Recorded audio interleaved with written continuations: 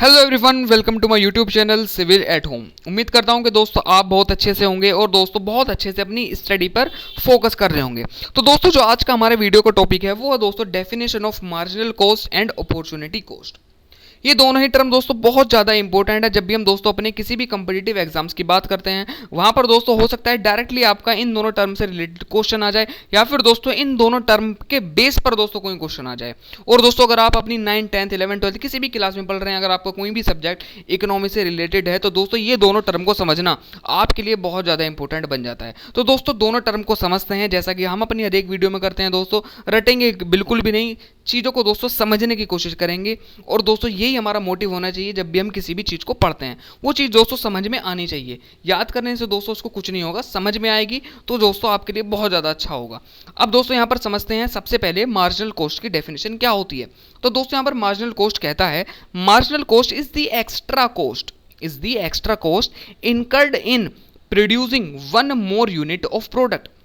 मतलब इसका दोस्तों क्या हुआ कि जब भी हम कोई भी प्रोडक्ट बनाते हैं, ठीक है दोस्तों, तो उस प्रोडक्ट की एक और यूनिट बनाने के लिए जो मुझे एक्स्ट्रा कॉस्ट आ रही है वो दोस्तों मेरी मार्जिनल कॉस्ट होती है। इसका मतलब क्या होता है समझ लेते हैं थोड़ा सा। यहाँ पर मान लीजिए दोस्तों आप मंथली दोस्तों आप क्या करते हैं, यहाँ पर 100 पेन्स बनाते हैं अपनी फैक्ट्री में, ठीक है दोस्तों। अब दोस्तों इसका मतलब क्या, एडिशनली वन पेन को बनाने की जो दोस्तों आपकी कॉस्ट आती है एडिशनल, वही दोस्तों क्या हो गया आपका, वही आपकी दोस्तों मार्जिनल कॉस्ट होती है। दोस्तों अभी आइडिया आपको लग गया होगा कि मार्जिनल कॉस्ट क्या होती है। अभी दोस्तों के एग्जांपल भी देखेंगे, वहां से दोस्तों आपको उम्मीद करता हूं कि 100% समझ में आ जाएगा कि मार्जिनल कॉस्ट क्या होती है।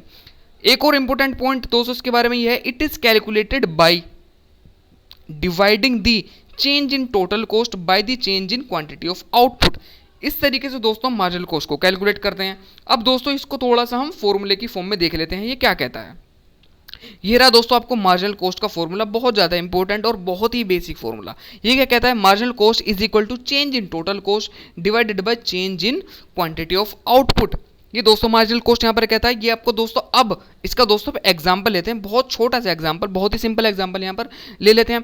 मान लीजिए दोस्तों क्या होता है, आप एक फैक्ट्री में काम करते हैं और दोस्तों वो फैक्ट्री क्या बनाती है, पेन बनाती है, जिससे हम दोस्तों लिखते हैं। एक स्टूडेंट की लाइफ में दोस्तों पेन की आपको इंपॉर्टेंस पता है क्या होती है। तो दोस्तों एक कंपनी है, वो क्या बनाती है, 100 पेन बनाती है दोस्तों मंथली दोस्तों वो आपके 100 पेन्स बनाती है। और दोस्तों इन 100 पेन्स को बनाने की जो उसकी कॉस्ट आती है वो दोस्तों कितनी आती है, मान लेते हैं वो 500 रुपये उसकी कॉस्ट आती है, ठीक है दोस्तों। अब क्या हुआ कि कंपनी ने कहा कि अब हमें क्या करना है, अब हमें 10 पेन एक्स्ट्रा बनाने हैं, ठीक है दोस्तों। अब हमें 10 पेन एक्स्ट्रा बनाने हैं, तो दोस्तों इन 10 पेन को एक्स्ट्रा बनाने के लिए मैं मान लेता हूँ कि उसकी कॉस्ट 60 रुपीज़ आ जाती है दोस्तों, ठीक है दोस्तों। उसकी क्या आती है, 60 रुपये कॉस्ट आ जाती है, ठीक है। अब दोस्तों मैंने क्या बताया था, यहाँ पर दोस्तों आपको चेंज दिख रहा है कितना है, यहाँ पर आपको दोस्तों चेंज दिख रहा है कितना आया है, ये टोटल आपका कितना होता है 110, ठीक है दोस्तों। और ये आपका कितना होता है 560, ठीक है दोस्तों। अब यहाँ पर चेंज इन टोटल कॉस्ट दोस्तों आप मुझे बताइए कितना आया आपका, कितना है दोस्तों। अब आपकी 560 लग रही है, पहले कितनी लग रही थी 500, तो दोस्तों आपकी टोटल कॉस्ट कितनी आई दोस्तों यहाँ पर 60, ठीक है दोस्तों। अब दोस्तों यहाँ पर आपकी जो टोटल क्वांटिटी है वो दोस्तों कितनी होगी, 110, पहले कितनी थी दोस्तों 100, तो दोस्तों आपकी क्वांटिटी में कितने का डिफरेंस आया, कितने का चेंज आया, 10 का।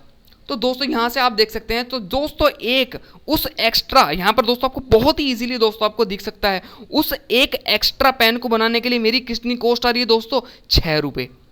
समझ में आया दोस्तों, उस एक एक्स्ट्रा पेन को बनाने की मेरी कॉस्ट कितनी आ रही है, 6 रुपये। और दोस्तों उससे पहले जब हम पेन प्रोड्यूस कर रहे थे अपना ओरिजिनली, उसकी कॉस्ट दोस्तों मेरी कितनी आ रही थी, 5 रुपये। यहाँ से आप बहुत ईजीली देख सकते हैं दोस्तों कितने मेरे 500 रुपये के मेरे 100 पेन बन रहे थे, ठीक है दोस्तों। तो यहाँ पर दोस्तों एक पेन कितने का, 5 रुपये का। लेकिन दोस्तों जब मैं एक एडिशनली एक पेन बनाना चाह रहा हूँ 100 से ज़्यादा, तो दोस्तों वहाँ पर जो मेरी मार्जिनल कॉस्ट आ रही है वो कितनी आ रही है, 6 रुपये।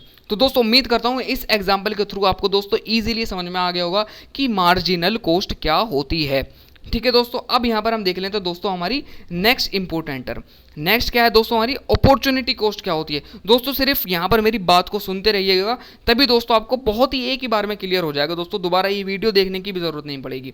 यहाँ पर दोस्तों क्या कहती है, अपॉर्चुनिटी कॉस्ट की डेफिनेशन क्या कहती है, opportunity cost represent the potential benefits that an individual investor or businessman Mrs out on when choosing one alternate over another.